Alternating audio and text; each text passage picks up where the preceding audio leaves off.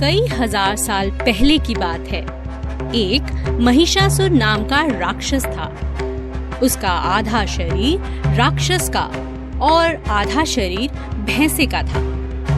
उसने कई सालों तक ब्रह्मा जी की कठिन तपस्या की। एक दिन ब्रह्मा जी प्रसन्न हुए और उन्होंने उससे कहा, हे महिषासुर, मैं तुम्हारी तपस्या से अति प्रसन्न हूँ। मांगो जो वरदान मांगना है। महिषासुर ने कहा, हे प्रभु, मुझे ऐसा वरदान दीजिए कि इन तीनों लोकों में किसी भी देवता या मानव के द्वारा मेरी मृत्यु ना हो सके। ब्रह्मा जी ने हंसकर कहा, ऐसा ही होगा।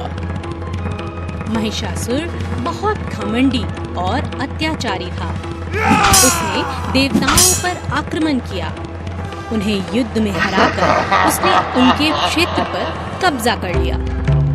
सभी देवता महिषासुर के उत्पात से बहुत परेशान हो गए। वे सभी मिलकर ब्रह्मा जी, शंकर जी और विष्णु जी की शरण में गए।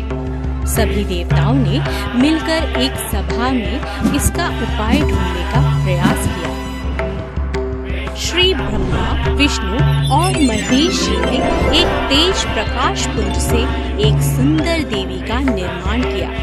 इसी देवी को सारी दुनिया आदि शक्ति माँ दुर्गा के नाम से जानती है। सभी देवताओं ने माँ दुर्गा को सभी प्रकार के अस्त्र शस्त्र से सुसज्जित किया। शंख चक्र, गदा, त्रिशूल, धनुष बाण इत्यादि अस्त्रों को धारण कर वे महिषासुर की नगरी की ओर चल पड़ी। जब महिषासुर को उनके बारे में सूचना मिली, तब वह उनसे मिलने के लिए वह ललायत हो गई। महिषासुर ने देवी के सामने विवाह का प्रस्ताव रखा। माँ दुर्गा ने कहा, हे असुरराज, मुझसे युद्ध करो। यदि तुम ये युद्ध में मुझे जीत लिया तो मैं तुमसे अवश्य विवाह करूंगी। महिषासुर ने देवी से कहा, मैं युद्ध के लिए तैयार हूँ। महिषासुर और माँ दुर्गा के बीच युद्ध प्रारंभ हुआ।